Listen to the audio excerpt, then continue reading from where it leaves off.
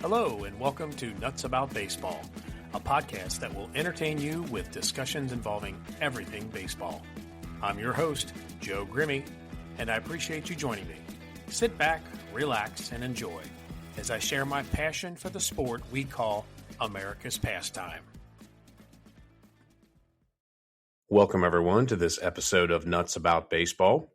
I am your host, Joe Grimme. Today, I'm going to talk about the Cincinnati Reds induction of 4 individuals into their Hall of Fame that will take place this weekend. 1 manager and 3 players will be inducted into the Reds Hall of Fame. I'm going to talk a little bit about their careers, their time with the Reds, and then my thoughts as to whether or not I think they should be inducted into the Hall of Fame. If you didn't realize this was happening, then you haven't watched many Reds games because the commercial promoting this induction has been on, 6,432 times. It's on almost every commercial break, and I have it memorized. And I'm excited for this weekend for many reasons, one of which is so we don't have to watch that commercial again. So let's get right into it. First, Lou Pinella. He played 18 seasons in the major leagues with 4 different teams. Not much of a career. He only had 102 career home runs. He had 766 RBIs, and he was a career .291 batter. He did manage 23 seasons. Of course, that is what he is most known for. He had 10 seasons with the Seattle Mariners, and he only spent 3 years with the Reds. He also spent time with the New York Yankees, the Tampa Bay Devil Rays, and the Chicago Cubs.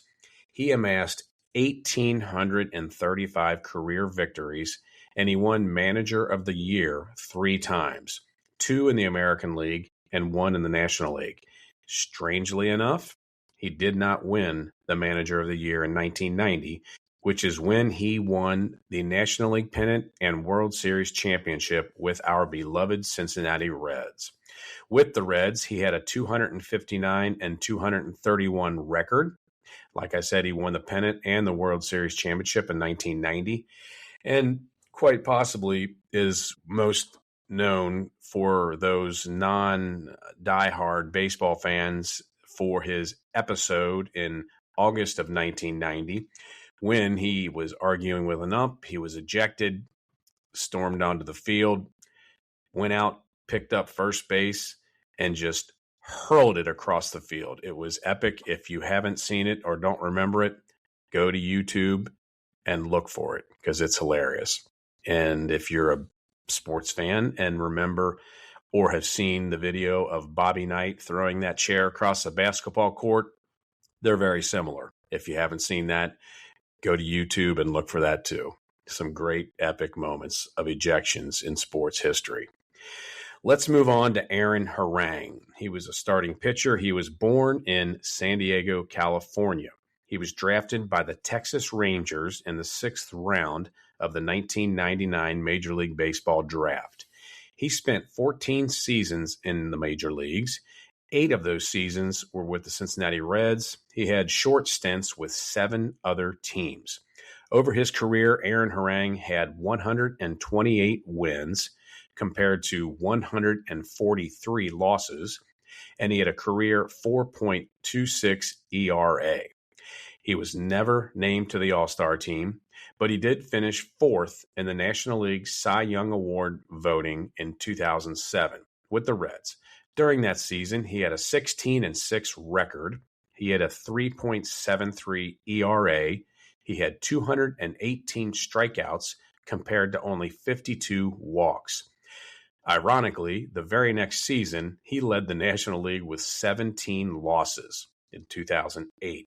He did collect double-digit wins in 7 different seasons. He came to the Reds in 2003 when he was traded with Joe Valentine and Jeff Bruch. I don't know how to pronounce that name, but it looks like Jeff Bruch for Jose Guillen. He spent 8 years with the Reds from 2003 to 2010. He had 75 career wins, which is 30th on the all-time Reds career list, but he also had 80 losses, so he was under 500 when he pitched here in Cincinnati. The 75 wins does tie him with Tom Seaver on the all-time Reds career list, and it is more than Clay Carroll and Homer Bailey. Harang threw 1,343 innings for the Reds, and that is 25th on the all-time list. And that is more than Johnny Cueto, Fred Norman, Jack Bellingham, and Don Gullett. His best statistic career-wise with the Reds, he had 1,125 strikeouts, which is 7th on their all-time list. Let's move on to our first hitter, Reggie Sanders. Reggie was born in Florence, South Carolina. He was drafted by the Cincinnati Reds in the 7th round of the 1987 Major League Baseball draft. He was 4th in the Rookie of the Year voting in 1992. The only time Reggie was an All-Star was in 1995. During that season, he hit .306. He had 28 home runs and had 99 RBIs. Reggie was a member of the 2001 World Champion Arizona Diamondbacks. He played 17 seasons in the major leagues. 8 of those seasons were with the Reds, and he had short stints just like Harang with 7 other teams. Sanders hit 20 or more home runs 8 different times. Over his career, he had 305 home runs, 983 RBIs. His batting average was .267, and he stole 304 bases. He is one of only 8 Major League Baseball players to have over 300 home runs and over 300 stolen bases during his career. With the Reds, he played 8 seasons, from 1991 to 1998.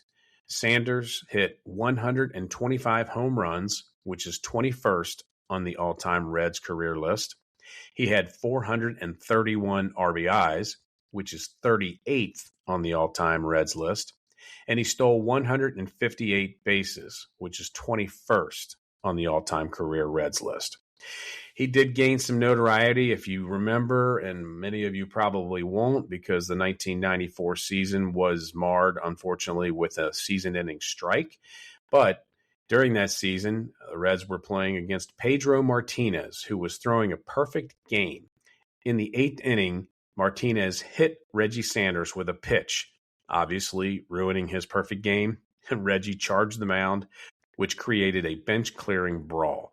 He got a lot of criticism because he charged the mound, and people said, why would Pedro do this on purpose when he's throwing a perfect game? I would think that's a pretty good argument, but nonetheless, it happened. Eventually, Reggie Sanders was traded along with Josh Harris and Damian Jackson in 1999 to the San Diego Padres for Mark Sweeney and Greg Vaughn. The last inductee, Brandon Phillips. Brandon was born in Raleigh, North Carolina. He was drafted by the Montreal Expos in the 2nd round of the 1999 Major League Baseball draft. BP played 17 seasons. 11 of those were with the Reds, 4 seasons with the Cleveland, at the time Indians, and then 1 season with 3 other teams. Phillips hit 211 home runs during his career. He had 951 RBIs. He stole 209 bases, and his batting average was .275.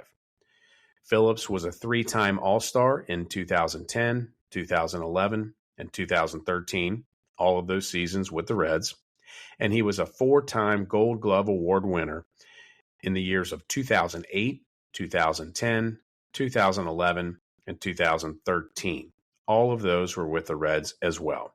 Now, his career with the Reds. He was traded from the Indians to the Reds in 2006, which is crazy because it was for a player to be named later. That player later was pitcher Jeff Stevens. I didn't remember that name, and I'm sure most of you didn't either. In 2007, Brandon Phillips became only the 3rd Cincinnati Reds player to join the 30-30 club, hitting 30 home runs and stealing 30 bases. The only other 2 at that time, Eric Davis and Barry Larkin. Phillips played 11 seasons between the years of 2006 and 2016 with the Reds. He collected 1,774 hits. That's 10th all-time on the Reds' career list. He scored 877 runs while with the Reds. That is also 10th on their all-time list. Phillips had 851 RBIs. That is 11th on the all-time list. And finally, he stole 194 bases with the Reds, and that is 15th all-time career with the Reds.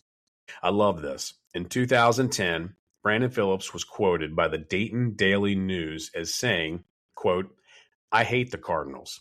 All they do is bitch and moan about everything. All of them. They're little bitches. All of them. I hate the Cardinals." End quote. Love it. The next night, Brandon came up to the plate, and his typical routine was to tap the shin guard of the catcher and the umpire.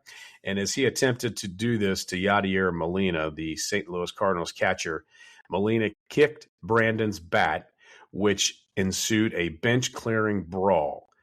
Unfortunately, it was a nasty brawl, if you remember. Another thing you might want to YouTube. And Johnny Cueto, Reds pitcher, kicked former Red Jason LaRue in the face, which caused a concussion. And unfortunately, that was basically the end of Jason LaRue's career because of that concussion. Now, are these four former Cincinnati Reds worthy of their Hall of Fame? Brandon Phillips is a definite yes. He absolutely had the career here in Cincinnati that puts him in the Hall of Fame. But when I first asked myself this question, I initially said no to Harang, Sanders, and maybe even Pinella. I brought this up to my good friend Tyler Owen, who's been on my podcast and is an avid Reds fan just like me. He made a good point. He said, hey, this is not the Baseball Hall of Fame. And I get that. They don't need the statistics that you need to get into the Baseball Hall of Fame. He said that several teams have their own Hall of Fame, just like the Reds. They not only look at statistics and ability on the field, they look at the other intangibles. You know, how much of a leader was the player, the longevity that they spent in that particular city, and fan favoritism. You know, were they loved by the town while they played there? So if you look at everything, stats and all those intangibles, I guess, yes, they deserve to be in there. But at the end of the day, their statistics average at best, and obviously they're not going to be worthy of the Baseball Hall of Fame. But this is something different, and it's something they should be proud of because it's an honor to be inducted into any team's Hall of Fame. All right, so this weekend has a lot of stuff going on. If you haven't seen it, get on the Reds website and check out the schedule because there are a lot of meet and greet sessions. They begin on Friday at 11 a.m. The Tigers are coming to town. Obviously, the inductees will be down there for these meet and greet sessions, but so many other players that the Reds have seen, Chris Sabo, George Foster, Mario Soto, Eric Davis, Sean Casey, Bronson Arroyo, many, many more. There's a schedule on the website, and it is first come, first served. I have no idea how crowded this is going to be. I may go down and check it out.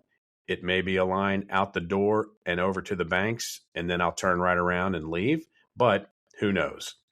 I am heading to the game on Saturday to see the induction and watch the Reds battle Detroit. I hope we see a 3-game sweep. Whatever festivities you are partaking in, enjoy them. Have fun. Have a safe weekend. Until next time, I am Joe Grimme, and I am nuts about baseball.